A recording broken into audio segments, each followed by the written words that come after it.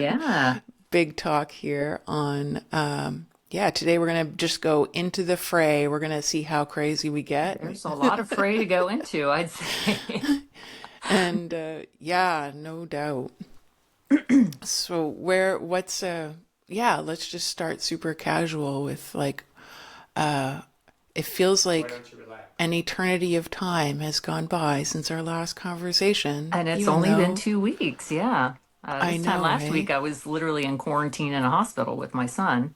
So, yeah, I completely blanked out on our space, and I'm glad that it didn't wind up happening because it would not have been wouldn't have been the best image of me. But yeah, it's just I feel like so much is being kind of forced onto people, and I'm not talking about my hospital stay, but just on a global stage. There's so much that's happening. There's such rapid change, and people don't even know how to get their heads around it. My husband has been losing his mind. He woke me up at 4 in the morning, the night before last, to yell at me about things that he assumes that I believe in. And I was like, Pete, you're coming up with things that aren't even on my radar.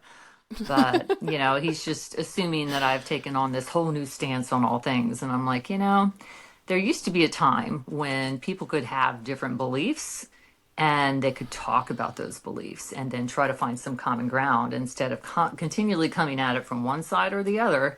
And if you're not on this side, then there's going to be a fight. If you're not on this side, you're going to be It's just like this constant dichotomy of chaos. And I think we're entering a window of time. And I mean, I've been foreseeing this for a long time, but where humanity can start to see that all of that is just, it's nonsense. I mean, all of the, anything that keeps us divided, keeps us, at each other's throats, keeps us, looking at our family members or our neighbors or our coworkers as somebody who is so polar opposite to us in ideology that we have to be angry about it. We have to look at everything as a conflict. And I'm like, where does that get us? It doesn't get us anywhere but more of the same. So we need to completely change the trajectory.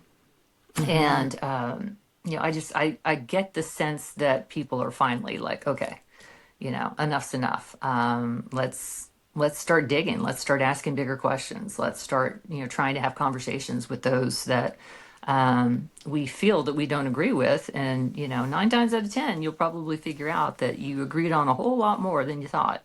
Um, but the system has just got us, henpecking over, I don't know, just nonsensical things. So, anyway, that's kind of where I'm coming from just over the last week because the election, oh my gosh, the US election, um, heavens. I mean, I used to be so involved in politics. It's funny, I like not involved in, I mean, I pay attention. Mm-hmm. It's in my peripheral, but I once you start seeing it as just a distraction to keep us divided, it's kind of like yeah, I don't even think it matters so much. Who is in charge? It's just the message of what their overall message. Are we working towards creating something better, or are we, kind of like staying stagnant and hoping that things improve? And so anyway, um, we don't have to go on that topic because I know it's No, a like these are polarizing topic, all, but yeah, these are all the polarization. These are yeah, all really important points that you're bringing up, and I can relate, totally, and experiencing some of that myself too, and feeling it just in yeah, you really feel the polarization right now in so many different ways on so many different levels. Here, where we are right now in Montenegro, like pulling out a deck of tarot cards would, not be a good idea in a cafe here because it's just too occult, too fringe yeah, for the people here. And it doesn't even matter what your what it means to you and what they think what it means to them are two totally different things, like you're saying. You can look at a deck of tarot cards like a deck of playing cards, completely the same, and actually use the tarot cards as a deck of cards, like they're the numerically set up the same way, and the images, the cups, and everything. It's a mirror of a deck of cards. But even a deck of cards in some places is another forbidden thing. And astrology, talking about astrology to the wrong crowd of people, I have recently discovered is also another taboo subject.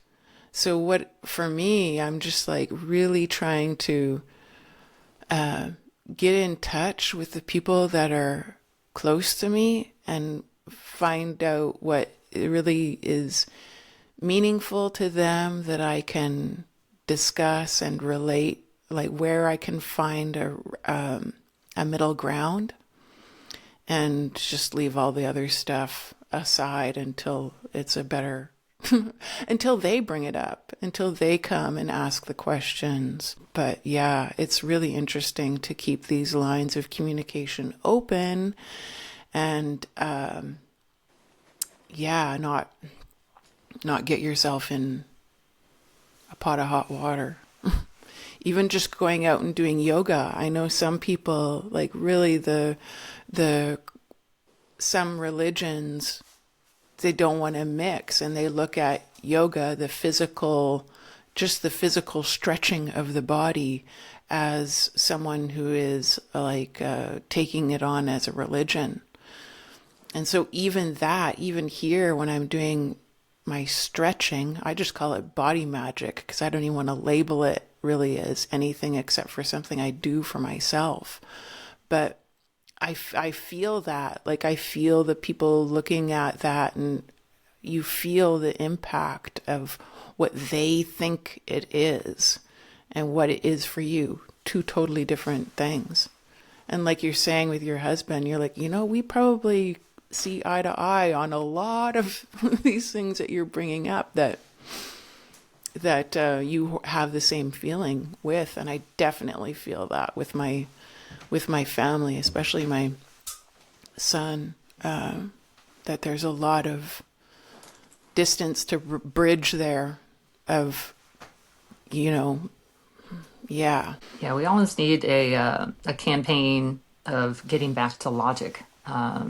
Putting emotions to the side until logic prevails, and then you can get into emotions. But if emotions lead every conversation, then the conversation Yeah. just goes downhill. I was writing lots of notes. I always write notes when because I forget what I'm about to say. But once something, and it could be anything. It could be a deck of tarot cards, or the news cycle, or belief in anything basically Mm-hmm. becomes forbidden, stigmatized, or taboo. Then it's a conversation that is focused around the bias around whatever that is, instead of the actual meat of what that is. And 4 in the morning the other night, when my husband is yelling at me, and like everything he was coming up with was just, he's scared that I've changed. And I'm saying, essentially, you are looking at a grain of sand when there's an entire beach that you're overlooking. And I said it a couple Mm-hmm. times. He's like, I don't know what that means. And I said, but you're literally focusing. You're getting really upset because this grain of sand isn't the way you want it to be. But there's this entire rest of the beach that you're completely bypassing, that could hold all the rest of the information that would make this grain of sand, more complete, more like, you drop that grain of sand in the beach. And all of a sudden you have access to limitless information. And that grain of sand, you can't even see it anymore. It's gone, because it has become part of whole. And going back to the like yoga, Falun Gong and Tai Chi and Qigong. It's interesting. I last year I went to the National Mall, and the entire mall, it's the area that's between the Capitol building and the Washington Monument. It's like a lot of green space, almost like a Central Park kind of thing. Mm-hmm. There were, thousands of people basically protesting the Chinese government and how they try to suppress their ability to practice Falun Gong, you know? And it's because it opens pathways towards higher information. It allows you to feel a state of balance in your body. And, once that happens, the governments don't have as much control.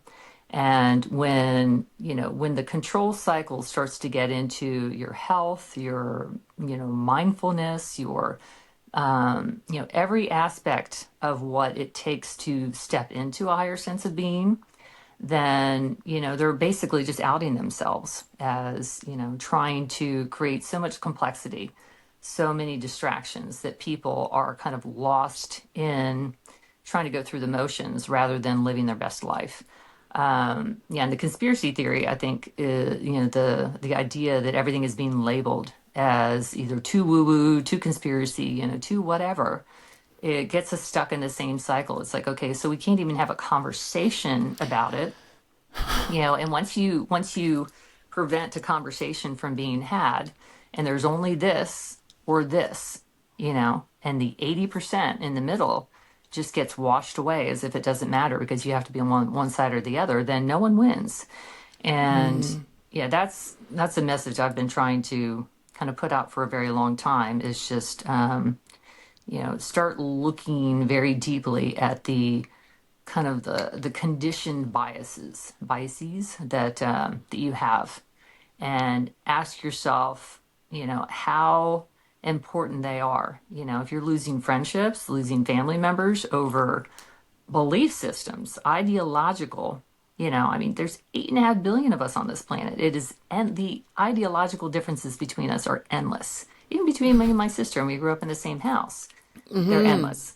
So, people are just, they're getting so hung up on the idea that we need to be on the same page on everything when we're never going to be on the same page on anything fully. So we may Well, as well until focus. we get our communication skills honed to some Yeah, kind of like crazy sharpness, that's what it is. It's communication we're never skills. even gonna know, you know what I mean?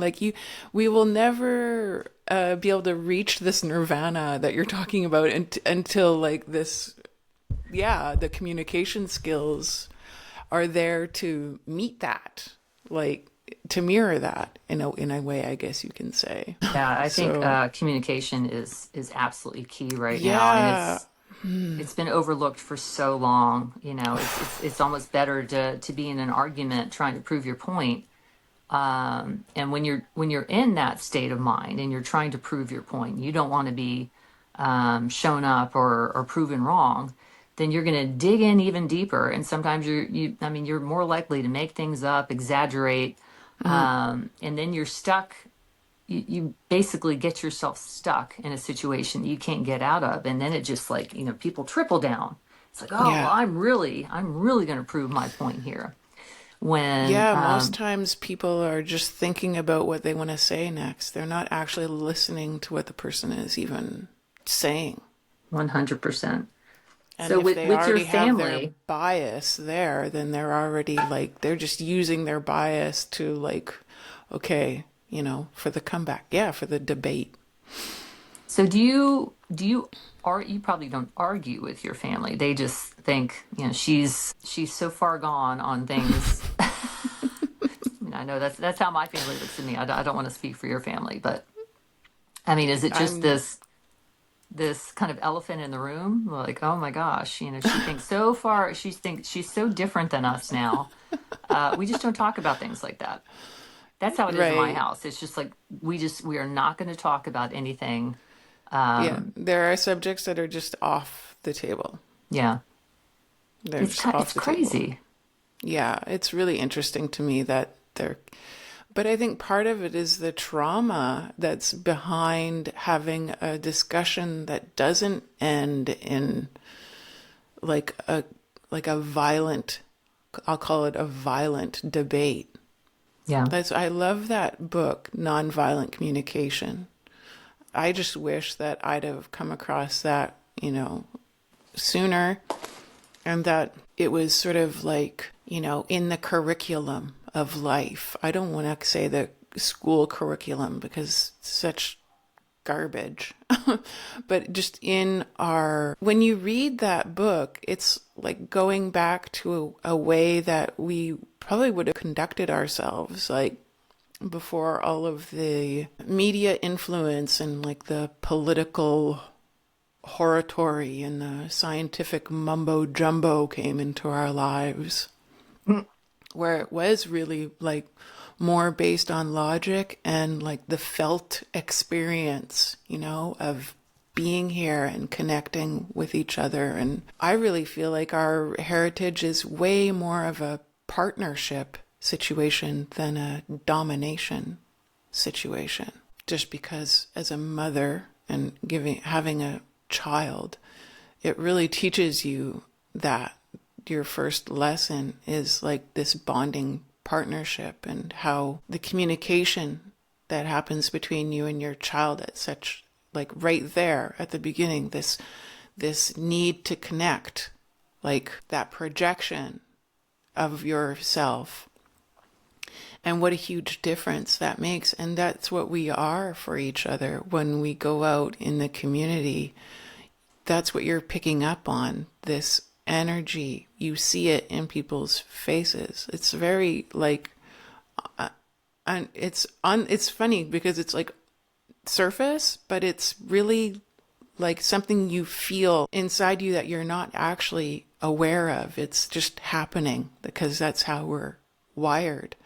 And yeah, so we all pick up on this, like this, how do you call it? Like the collective energy.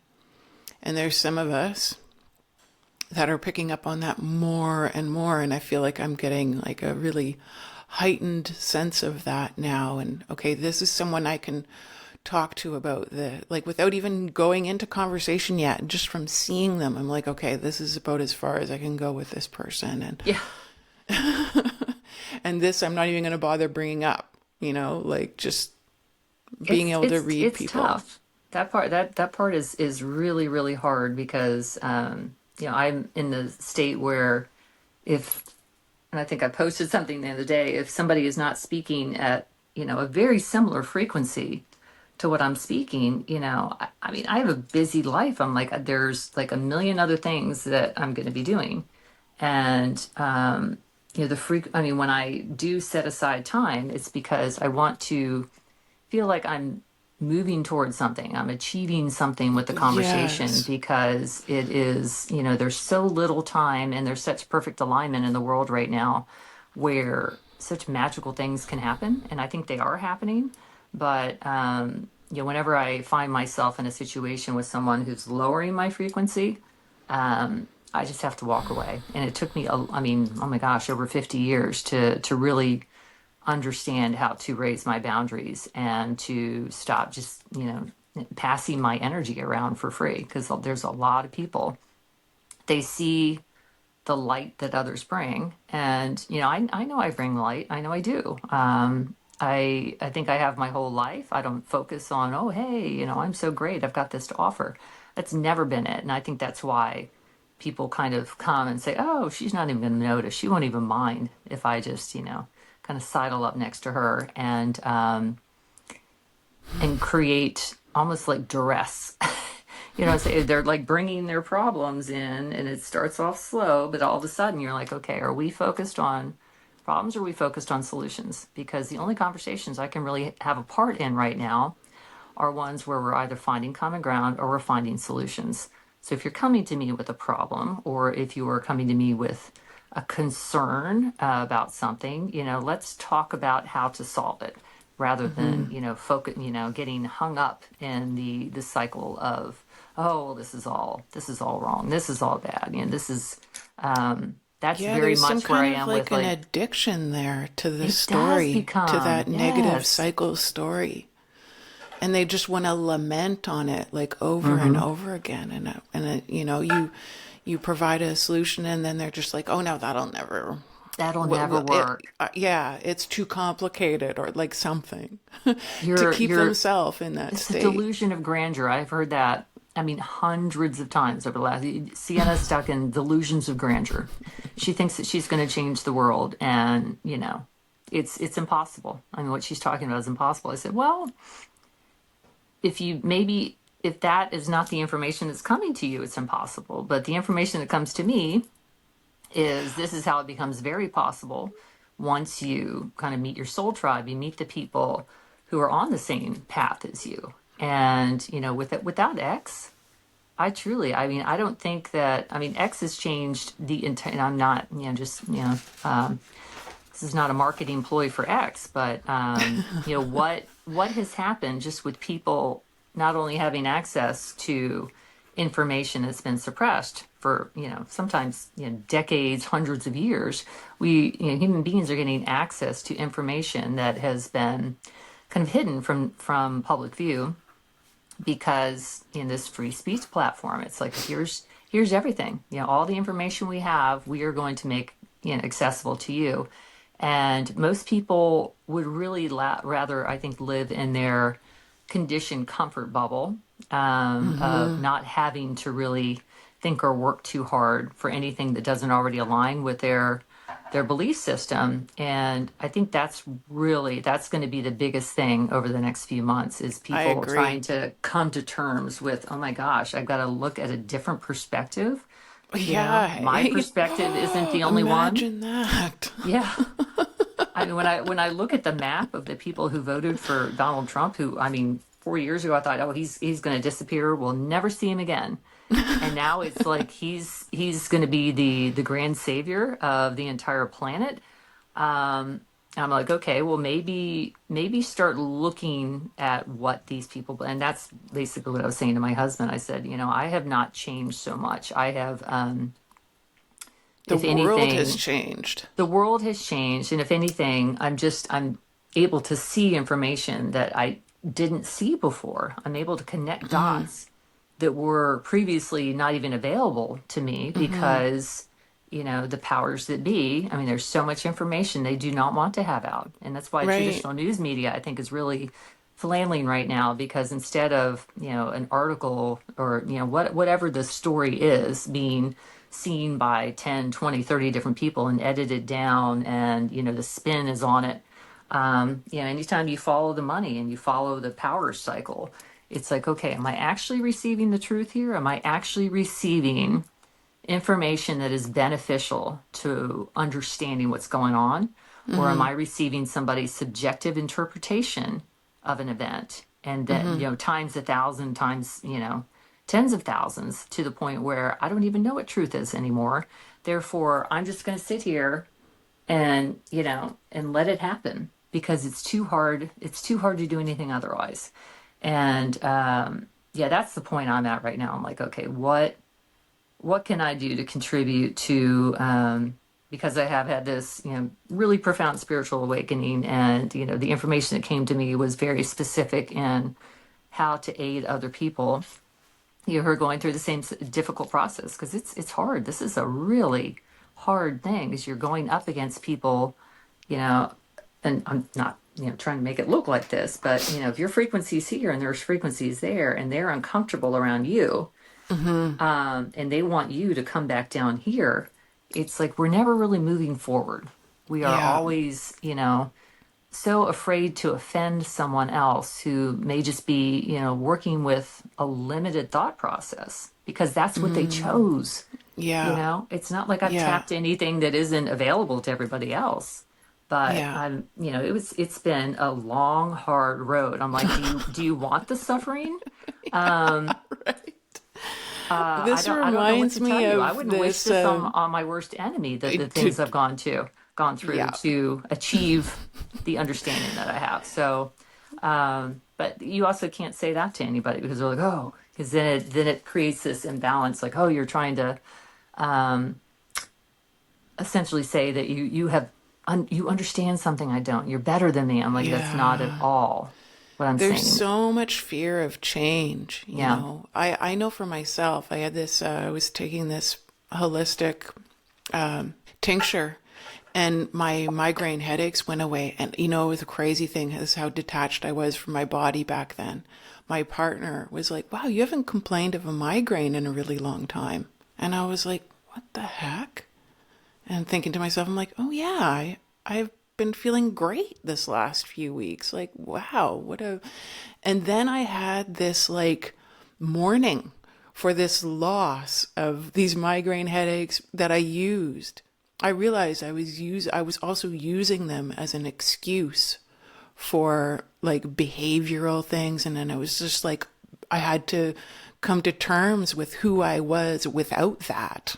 Yeah. So crazy. We actually have a listener, a viewer with a question, a really good question. Do you have any tips on how to deal with energy draining conversations?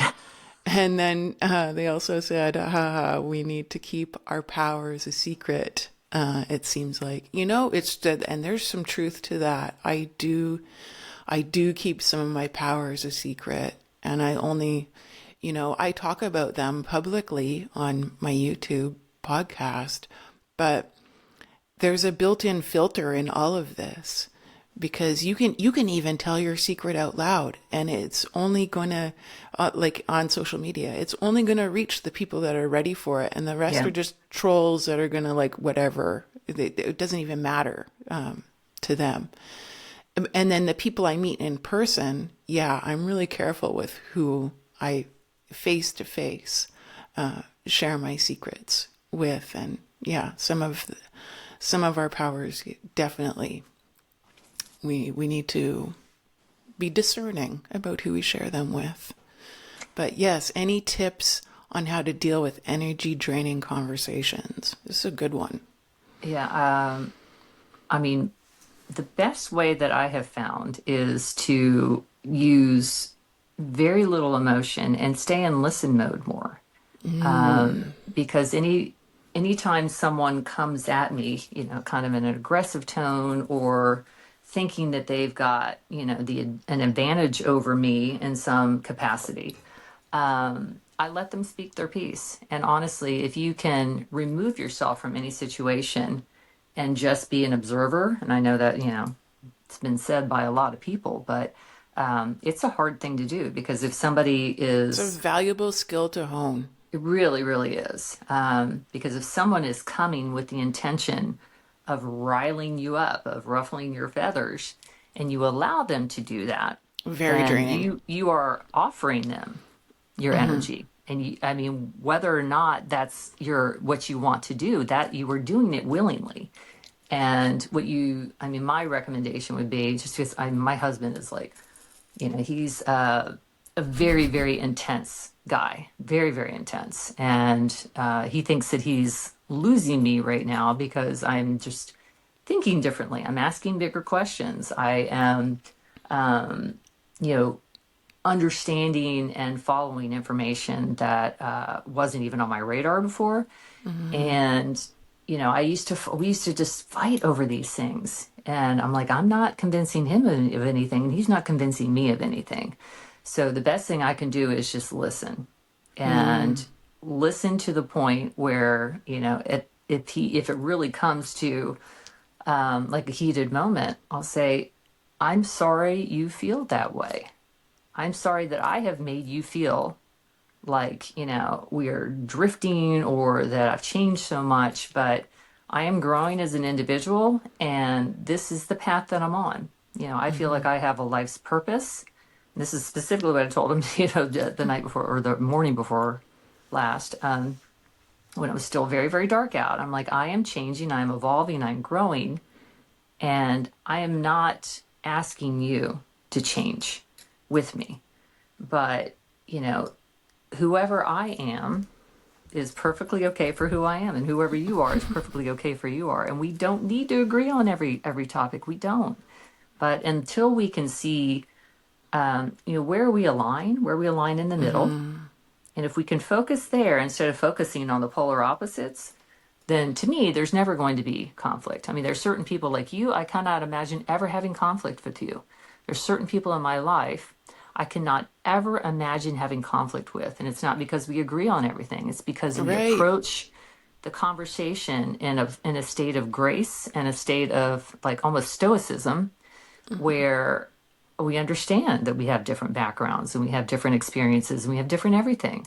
And look for the beauty of the shared connection Mm-hmm. over the negativity of all the things that you could focus on. I mean, I think we've been conditioned into almost a conflict, an immediate conflict.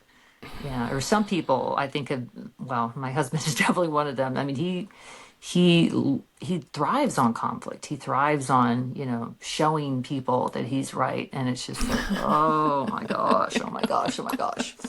But he's a successful guy, and he's everything he does is usually, not always, but the right way to do things. He's very good at making sure that he is doing things that are very well thought out. All the T's are crossed, all the I's are dotted. That's who he is. But I'm like, most people are not like that. And if you're going to, allow your energy to go to those, because it's the same on that side. I mean, he's angry all the time, and it's because other people don't do things the way he would do them. I'm like, Mm-hmm. okay, well, it's kind of an endless cycle to get stuck in if you're going to be upset with people who don't, aren't perfectionist, because most people just aren't. So yeah, I don't know if that was quite the answer, but I would say No, that silence. was beautiful. Silence is always the best This is answer. exactly what I was going to, I mean, Yeah.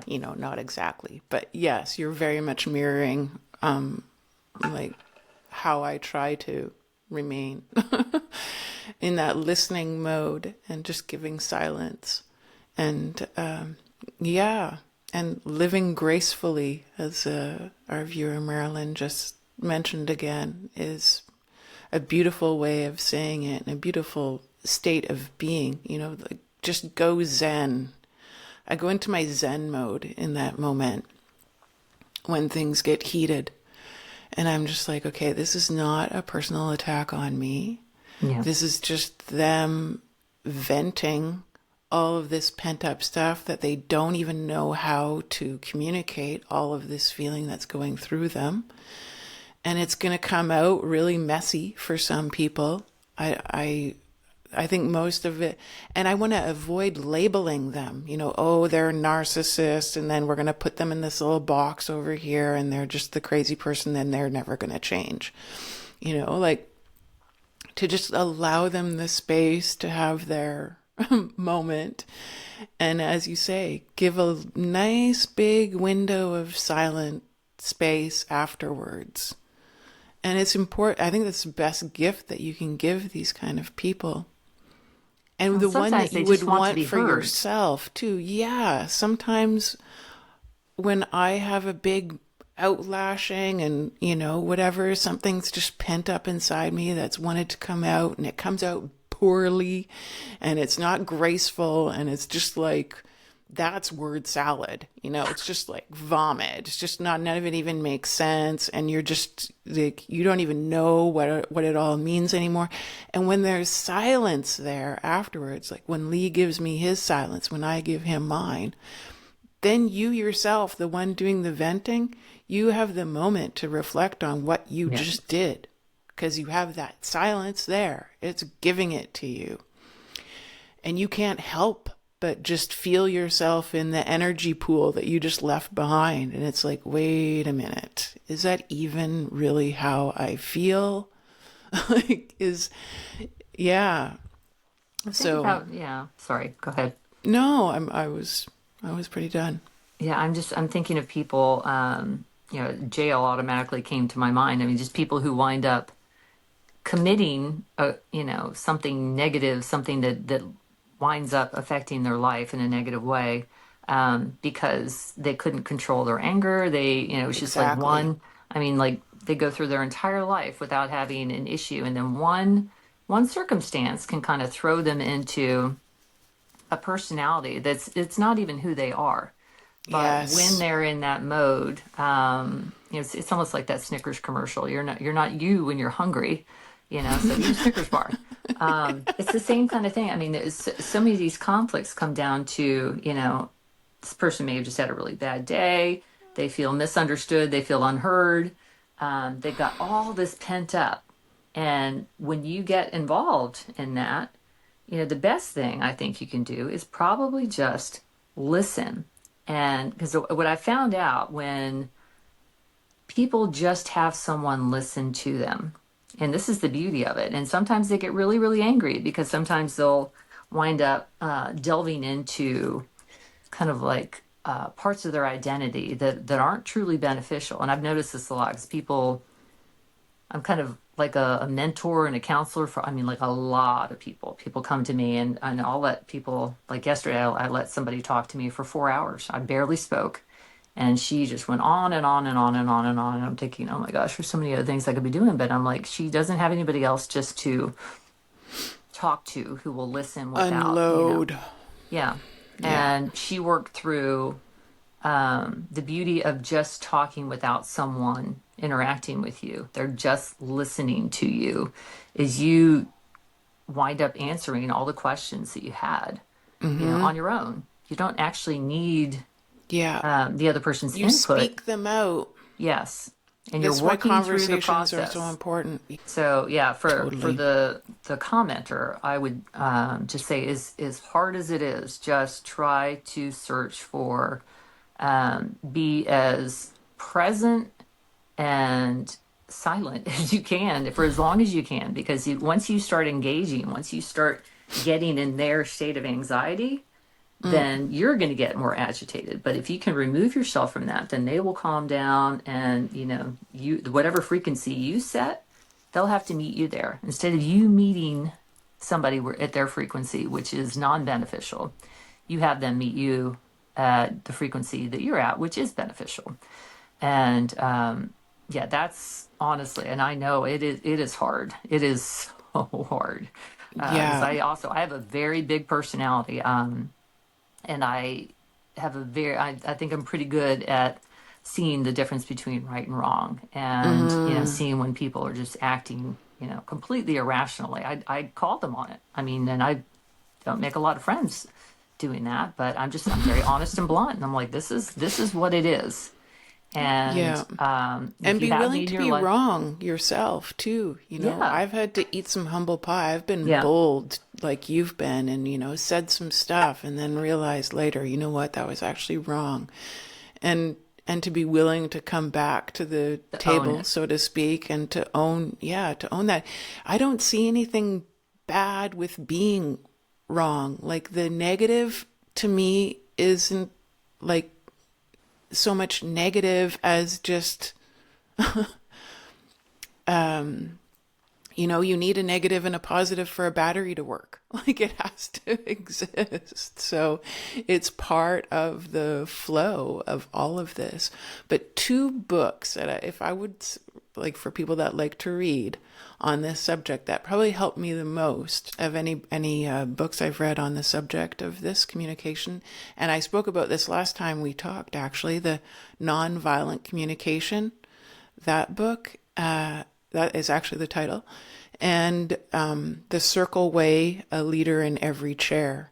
Hmm. Those two books are so good, and I almost feel like we could do if anybody's into it, I would definitely do a little talk about that. Like just go through, not read the whole thing, but maybe go through chapter by chapter because so valuable. And the Circle Way, A Leader in Every Chair, they do like a pocket version of that. It's only a few pages long, but it gives you, these are like actually the secret tools that you can have in your toolbox. Like not everybody in your family needs to read these things, but if you read them and get this knowledge in, it really helps you to come to that place of silence better.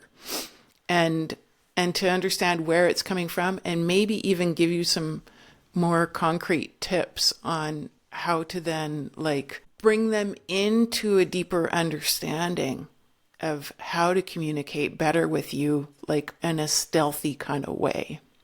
Yeah. And I'm definitely like, I've, I'm rereading that book right now, actually, just because the more I interact with people and I want to connect back with my family on a deeper level. Like, I'm definitely a very fringe in my family. I don't even know what, if when my name comes up, like, I mean, just really weird things have happened. So, my cousin, or no, my nephew, he was like, I want to go and visit Anna in Thailand when I was in Thailand. And, he was saying that in the background on a phone call that I was having with my sister. And her response to him, like, really got to me. It's like that, these things that are said that just stay with you, that you have to then recapitulate yourself and just come to be easy with yourself. I think that's another part of it, is to, Wait, like, what did she say? You gotta tell me what she said. well, okay. Or So her the response back to her son was, we don't know this person. This person is a stranger. Like, I can't remember word for word, but it was like that. It was like, we don't know who this person is anymore. This is a stranger to us. You're not going to go and visit someone you don't know.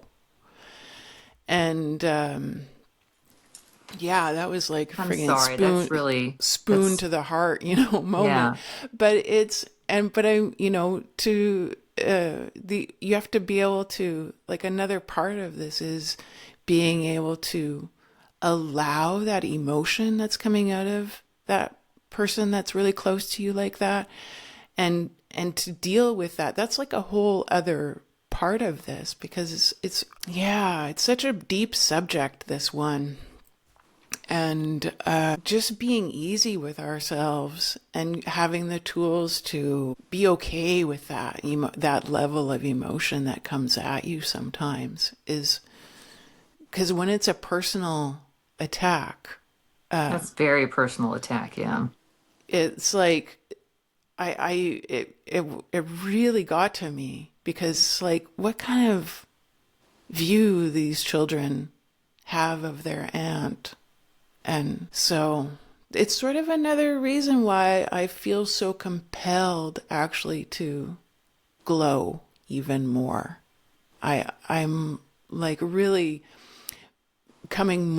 stepping into who I am for myself and sharing that, and not worrying anymore about what anybody thinks about that. And being a plasma cycler, I practice urine therapy. That's like a whole other huge, massive, taboo, touchy subject that is like completely not allowed to speak about in my family.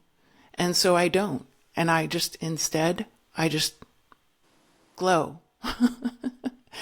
And I let that, like, that silence speak on my behalf. But it's huge. I think this is like the subject of our time, is this piece that we're touching on right now of communication and being accepted and learning how to have a dialogue and not come to blows, Yeah. personal attacks. Like, I don't, and physical, like what you were saying, these people in prison. And he talks about that in his book, going into prisons and talking to people, and the men having like these emotional breakdowns and realizing that if they'd have had this knowledge, they probably wouldn't be in the position Yeah. that they're in. Well, it's usually people who are they're in precarious situations to begin with, are the ones who then, they didn't have the love or the opportunity or the things that, like my kids have had everything that they've needed.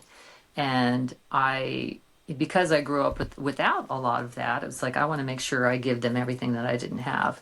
Um, but then I grew up around so many kids who literally, they had abusive parents. My best friend growing up was sexually abused by her father, straight at the age of 7. I didn't realize this until much, much, much, much, much older. But it made perfect sense once I heard it, because and she's a completely broken person as a result. And it's kind of like, how can we expect for these people who are, they're being conditioned into a state of feeling like that they don't matter, their voice doesn't matter. What they're doing is not as important as what other people are doing. And I mean, some of Mm-hmm. these people just want to be heard. I mean, even Yeah. I want to be heard, and I'm surrounded by people. I'm surrounded by people who love me, but even my voice cannot be heard in my own home because again, it's just like, oh, that's way too woo woo. It doesn't Yeah. make sense to me. It's all word salad. So then that creates a dynamic. I mean, some people, you know, can't deal with that. They can't deal with being unheard. I Mm-hmm. wound up taking that. I was angry at first, but I wound up taking that and internalizing it and saying, okay, well, this is obviously a path that not many people are walking. I have to become stronger myself until I find the people who are, speaking at the same like language level that I am. But yeah, back to communication. There's another book called actually the person I spoke to yesterday. She's the one who recommended it. The love languages.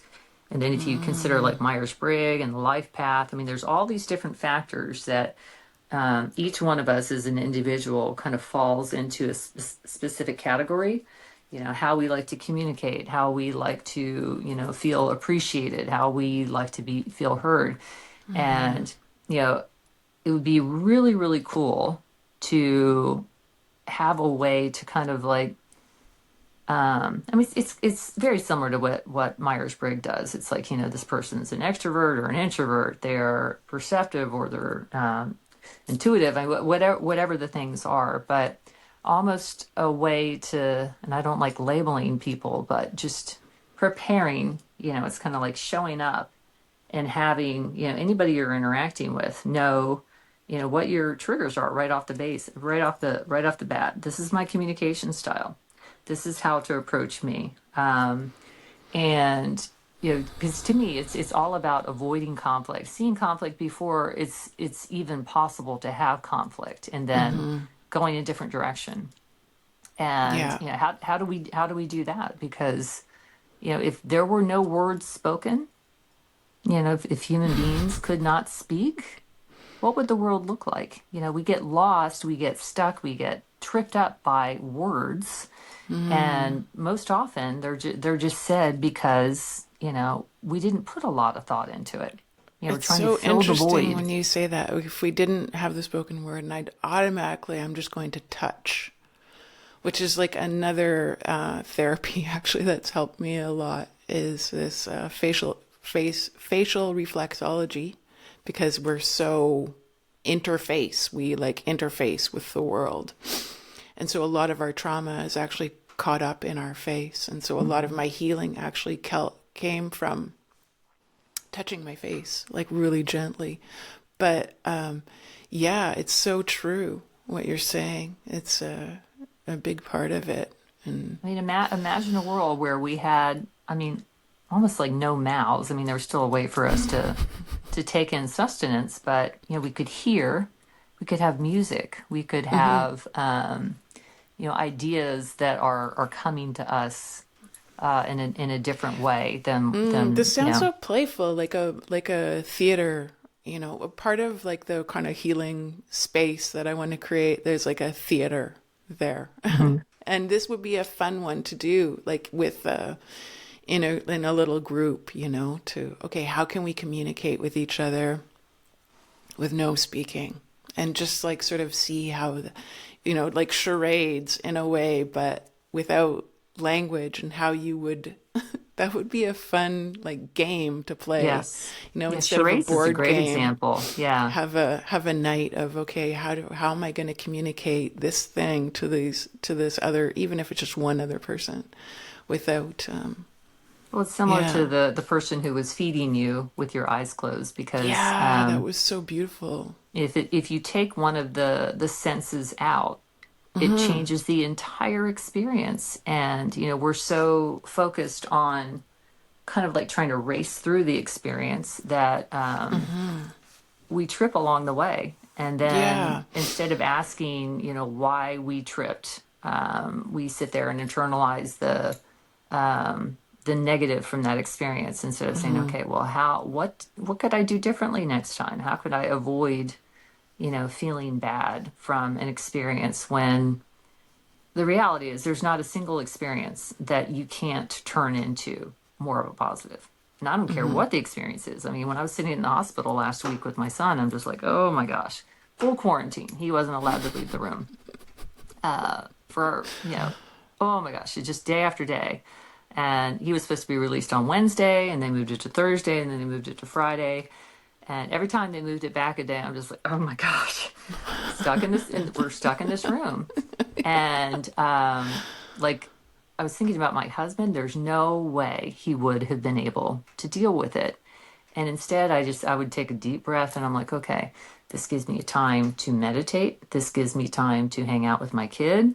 This Mm-hmm. gives me a chance to like actually eat. I don't really eat a lot, and all the food was free, and it's just like this huge menu, and I'm like, okay, I'm gonna like eat. I'm gonna eat every day. Maybe I'll gain some weight.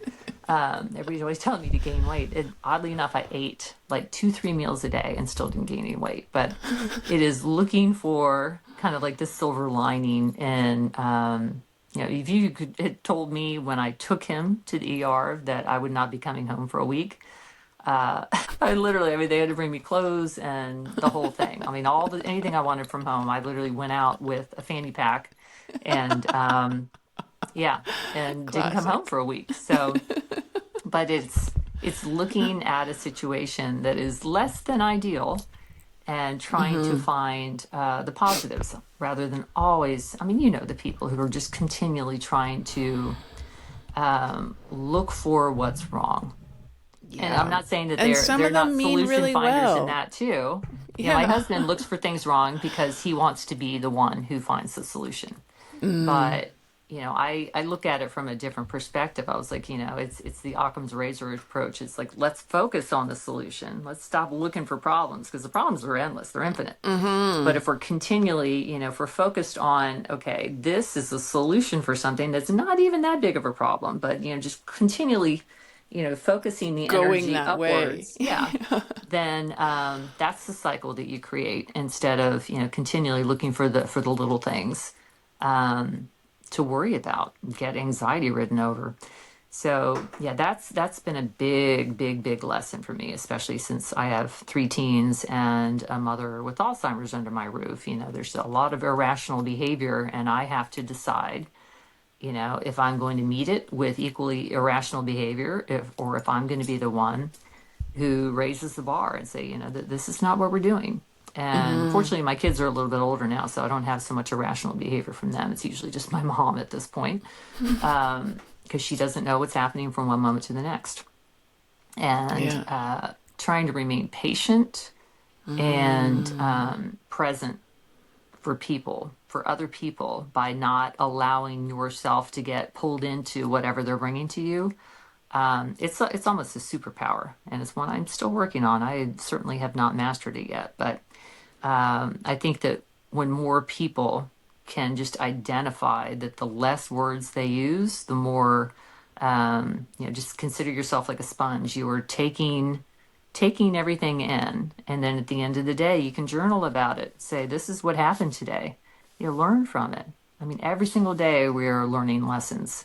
What to Yeah. do, what not to do, how to step into a higher state of homeostasis. I mean, that's what I'm continually looking for. I did 2 yoga classes yesterday because I'm just like, I've got to get strong again. I've got to get my body in a better state of balance. And I woke up like so content today, and I'm thinking, is it just because I took those classes? And I think it is. It was just this silent connection Mm-hmm. with all these other people who are there in a state of mindfulness, in a state of like pure awareness and pure peace.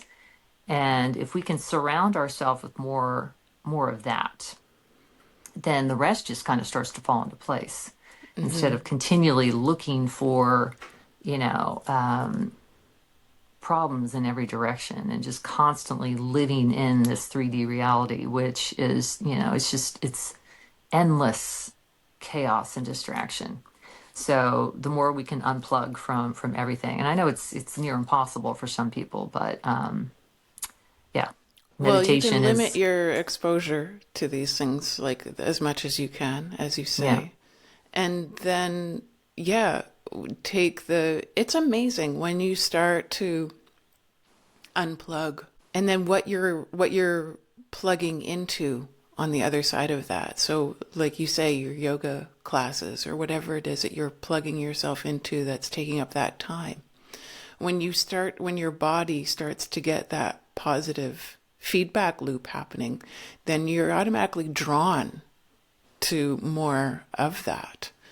And you're less likely to get stuck back into that trap of not trap, but drawn back into the social media kind of trap, if you will, or some of that.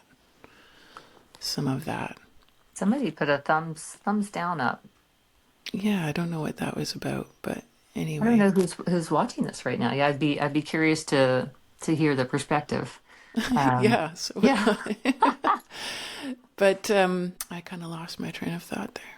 Sorry, I didn't mean to get you off No, track. no, no, no. It was you didn't Yeah, do I think anything. communication. I mean, that's definitely kind of where this space is heading. Is just how do we step into higher forms of communication? I mean, to me, silence actually is it's the best way for me to do it because I trigger people. I know I do. Hmm. I think I have my whole life, and I always think, what have I said that's untrue? What have I said that's unkind? Um, and if it's just comes down to me maybe coming across as somebody who is trying to be bossy, or maybe my opinion, I'm too opinionated, whatever it is. I always bear in mind that people can come to me with anything about me, and I'm actually very open to criticism because I'm like, okay, I don't take myself so seriously. I never Hmm. have, that people can come to me and I'll say, oh no, you're absolutely wrong. How dare you, how dare you Hmm. imply anything about me? But that's a hard thing, that's a hard pill to swallow too, hearing anything that does not automatically align with how we feel about self, how we feel about the world around us. Hmm. And so many people, I think, are just continually looking for everything to align in their favor and to what is, in their comfort zone. And we just, as a society, as a species, I think we need to start stepping above that and saying, you know what, this is, it's not getting us anywhere to be continually trying to find. And here I am saying that I really only want to speak with people who speak my frequency, but it's mainly just because it's, I think No, most I think people it's are, important to actually yeah, have spaces like that where you can. Otherwise, you really would just go bonkers. Like yeah, the viewer said, having a platform like this where people can connect with that are like-minded is really important. To have a space where you can actually, like for me, this really came a big part of this was so that I could talk about plasma therapy, so that I could have a space to speak about that and to be a voice for other people that didn't have I don't want to say courage, but like the calling to share like that on a larger platform was just so that I could create that. And this is sort of the next step actually for me is like an off channel portion of this where we can gather and speak more intimately, like not publicly, like a more private space and have meetups. I really I've heard think, X just started private spaces. oh, cool. Yeah, And someone just told me that yesterday. yeah, So X is actually a really nice space for this kind of thing because then you don't have video, and video for some people is like an issue. Like it's too much vulnerability. yeah, And if it's just their voice, it's kind of easier. Although you can like not turn your camera on, but and yeah, in I just call it Twitter. still. Yeah, So it's actually, yeah, it's just easier to say. X is just, it's just too short and insignificant. But yeah, but in Twitter, then you have the option of not recording. So it's just like being, everybody sitting in the same room together having a conversation. mhm. And it's just the voice, so you can kind of unload some more personal stuff there without feeling too vulnerable.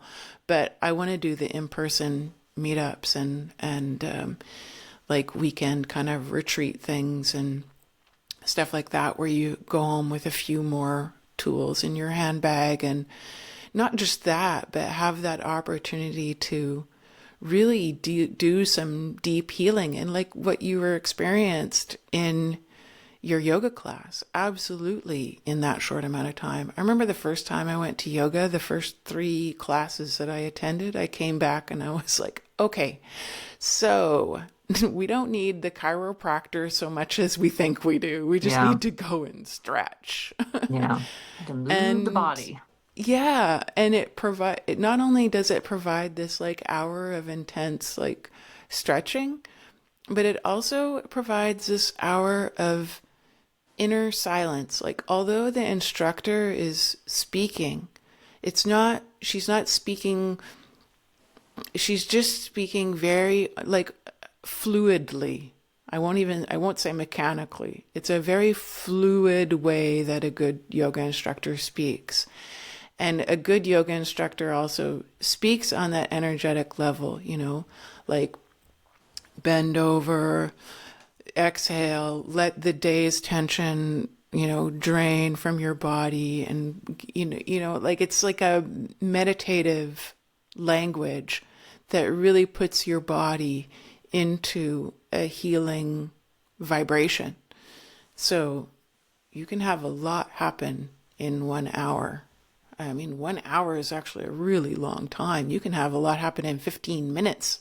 Yeah, So an hour is really powerful. I did 2 yesterday, and it was super powerful. I mean, like Yeah. just insane. Um, yeah, you mentioned the word language, and yeah, I mean, now that we are entering this world of large language models, I wonder Mm. how much of this, you can put anything into Grok now, and it will come back with, I mean, just like endless information for you to work from. But what this is kind of like propelling me to want to create like a different language model for ways to communicate, ways Mm-hmm. to ensure that communication remains kind of healthy and beneficial to all Mm. parties. Because I mean, I have been attacked so many times on X, and it's one of the reasons that I really don't get on many spaces anymore. I mean, like really, really, really attacked. And it's interesting. I don't let that get under my skin like I used to. I used to sit there and try to, and now I'm like, okay, this person's coming from a dark and broken place. Let Mm-hmm. me try to, create a different perspective. And whereas I used to try to meet them where they were, now I'm like, I'm going to try to lift them because if they feel Yeah. like they have to attack me, I mean, if anybody feels like they have to attack me, I mean, first of all, I'm going to sit back and say, okay, what would make that happen? Because I'm not Mm-hmm. here trying to sell anything. I'm not here trying to promote myself or, say that I'm something that I'm not. I'm a Mm-hmm. know nothing nobody at the end of the day. I'm very, very happy to say that I pay a lot of attention, but I'm not here saying that I'm a master or an expert in anything. So if someone attacks me, it's very much rooted in something that I've triggered in them. Mm-hmm. And I think if we can always be cognizant of that, that it is, like you said earlier, it's never a personal attack. It's never ever a personal attack. It's something that you've done or said that has triggered another person, and they need to go do some internal work over that. Mm-hmm. Especially if you're not even aware of why you have triggered them. So it goes back to the silence and the stillness and just really, I mean, I contemplate a lot.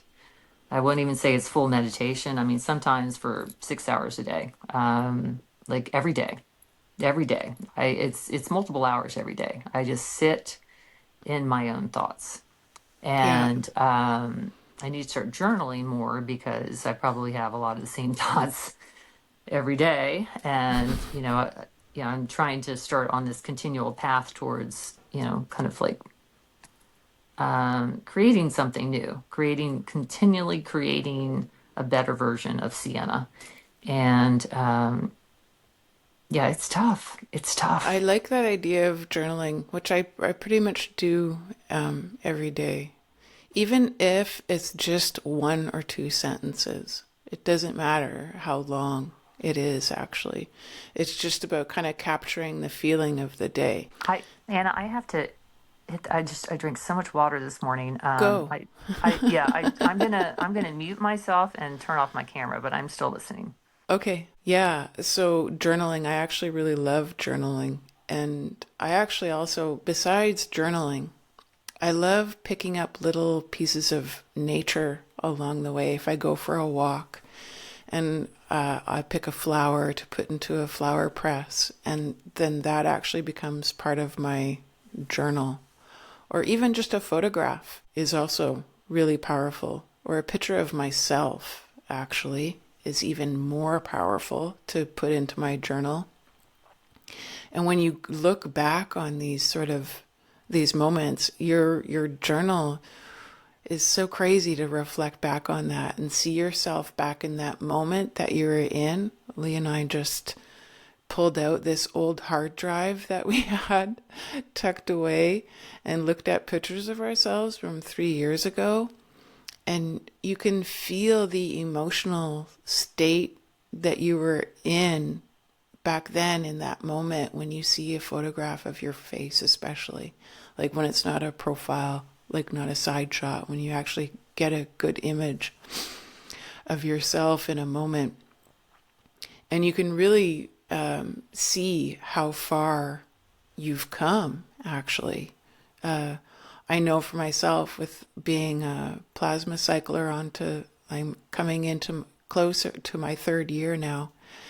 And looking back at these older images has been really interesting to see how much, not just on the surface, like a surface picture, it'll look like that to someone else. But to me, I really see the difference on an emotional level, and how much healing has happened in that department.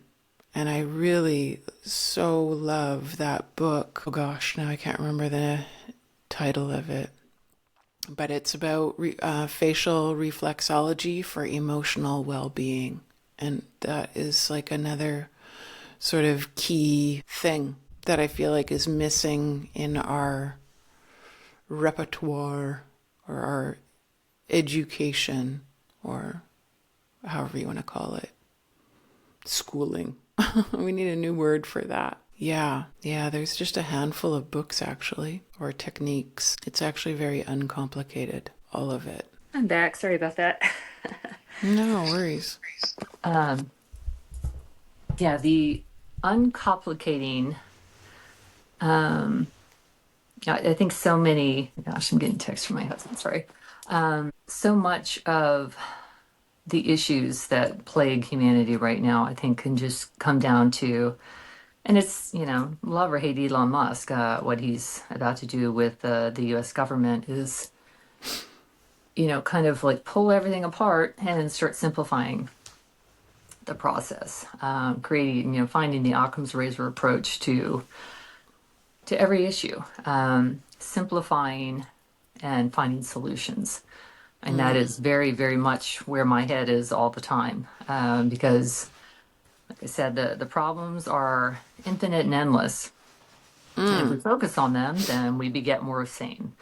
But if we're continually focusing on solution, if we're continually focusing on better ways to communicate, better ways to kind of find the center point of every single topic.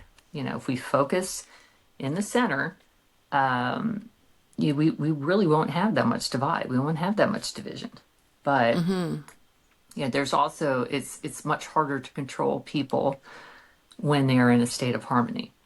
because then they're going to come together in community rather than, try to, get all of their conditioning from, those who don't even have anything to do with them. I mean, they want to participate with the people who are on the same page, have the same value system, have the same morals, have the same understanding, rather than, what we have right now, at least in the US. I don't want to speak to other countries, but it's very much, just trust in the process and, don't try to stand up against the process. I mean, this is just the way things are, be happy you live here and don't ask questions, but we are very rapidly entering a stage where, and because the US is a bellwether, I think, for the rest of the world, what happens, next year and the next 4 years, which I think is going to be profound. I think it is going to be profound. And, whether or not you like Donald Trump, I mean, he as an individual, um, you know, I can I could go into a long story on, or a long theory about how I feel about him and what he brings to the table, but it's more who he surrounds himself with. And now that, RFK Jr. is coming in, I mean, the things he's going to do with health, with big pharma, with big agri, it might just revolutionize the whole world. So I think if we can kind of get ahead of that and see the best possible solution for all the things that these people are saying that they want to accomplish, and then those of us who are paying attention and only want solutions, and we put all of our energy and our attention and our conversations into, creating that better future. Because we all deserve to eat better food. We all deserve to, live more peaceful lives. We all deserve to be able to have time and space and the luxury of peaceful interactions. And the I won't go on that tangent for too long, but I do think that we are entering a new era of like a renaissance era, as AI is going to, I've seen it's going to take over up to 90% of jobs. It's automation. Yeah, I it's mean, going to free most up some jobs. people's time. Yeah, I mean, even attorneys who are making $1,000 an hour, somebody, can plug, the case into AI, and within 3 minutes and for free, they can get what they would have spent, tens of thousands of dollars on an attorney for. So, I mean, the only things that aren't really going to be outsourced are, well, actually, you could probably even have, AI or the optimist mow your lawn and things like that. But yeah, you really have to start thinking about what jobs are going to look like 2 years, 4 years, 5 years down the road. And it's going to be a completely different landscape. So it's the Yeah. people who can kind of foresee what is coming and stay ahead of it, be ahead of the curve, and also be part of why the curve heads in a better direction. That's very, very much where I'm coming from, just always. And I'm always, trying to find the platforms and the people who are trying to create the most positive change, the most, authentic, genuine, like common good kind of change, Right. and then get within the conversation. So yeah, I think we as individuals right now, and you and I specifically, I mean, just women, mothers who are, kind of stigmatized by society because we don't fit in. We are living lives that don't make sense to people because we're not, just ascribing to whatever's been laid out in front of us. We are following our own breadcrumbs. And that makes most people really uncomfortable. Like, well, why would you go against, why would you swim upstream? We're all swimming downstream. Why are you swimming upstream? Well, there's better food up there, you know. There's more sunshine up there. There's like all these, but no, that's crazy. So I think we're entering a stage where people maybe jump out of their comfort zones a little bit more because they realize that the stagnation of human suffering. And it really is. It's keeping humanity, tethered to an unbeneficial reality. When, I think there's simple tweaks, and they are Mm-hmm. very, very simple tweaks that, once it starts within pods of people, ascendant beings like us, and there's so many of us waking up every day. I mean, you can Mm-hmm. feel it. You can Yes. literally feel the Yeah. collective. The Yeah. collective vibration is actually raising, and Yes. everybody, we're all like floating up with that. I really feel that.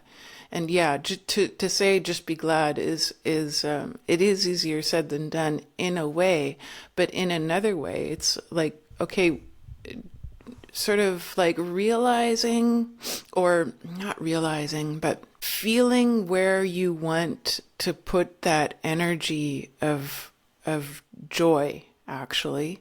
Because I mean, I could say, like, I don't really care about the presidential, like, whatever, and the whoever the person is, like, it's not that I need to be glad that Trump won or whatever. I mean, it feels ridiculous for me to Mm. even say that, actually, like, just because it's so out of context with Oh, it's who crazy. I It's am. crazy. I still can't get my head Because around to it. me, all of these are just like, it doesn't really actually matter.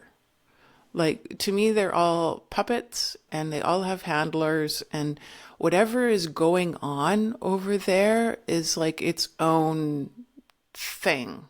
I pay very little attention to it, and I more try to tune in to what's happening around me. And yes, it is such a beautiful time, such a beautiful and interesting time to be alive.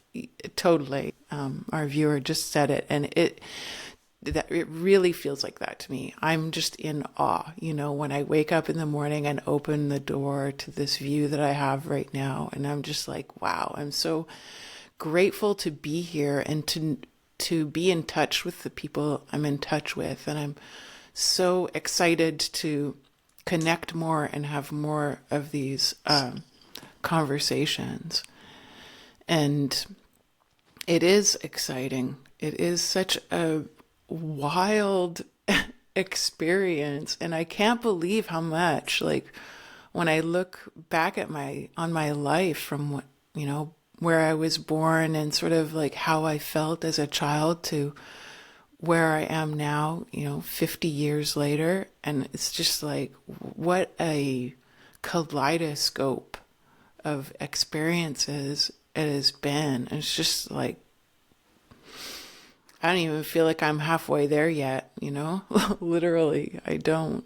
I And think you should have a podcast just talking about all of your travels and your experiences and the different perspectives that you've picked up along the way. Because that's very, very powerful to have all the different perspectives, global perspectives that you've been able to witness. yeah, and this division I've felt from the very beginning. I never felt like I belonged anywhere, which is really interesting. Like the racism and division that we're talking about today, I felt as a child, even when I was in Yellowknife in the Northwest Territories, the native population there.